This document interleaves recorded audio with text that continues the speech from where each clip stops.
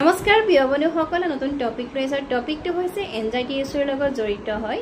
anxiety যদি issue আপোনালোকৰ আছে তেতিয়াহ'লে এটা কাম কৰিব সোমবাৰে গা ধোৱা পানীত অলপ গাখীৰ মিক্স কৰি ঢালিব গা ধুব তাৰোপৰি মঙ্গলবাৰে আৰু শনিবাৰে ৰক সল্ট দি গা ধুব পাৰে আৰু ইয়াৰ উপৰি আপোনালোকে এটা কন্টিনিউ কাম কৰিব সোমবাৰ মঙ্গলবাৰ বুধবাৰে ৰাতিপুৱা সময়ত আপোনালোকে ৰক সল্ট ল'ব হাততে ৰক সল্ট কৰি ৰাব কৰিব আৰু ৰাব কৰোঁতে এটা ইণ্টেনশ্যন দিব যে মোৰ শৰীৰত বা মোৰ মনত যিমানখিনি নিগেটিভিটি আছে সকলোখিনি ৰক সল্টৰে ধুৱাই লৈ গৈছে তাৰোপৰি আপোনালোকে এইটো কন্টিনিউ কৰিব লাগিব যেতিয়া আপোনালোকে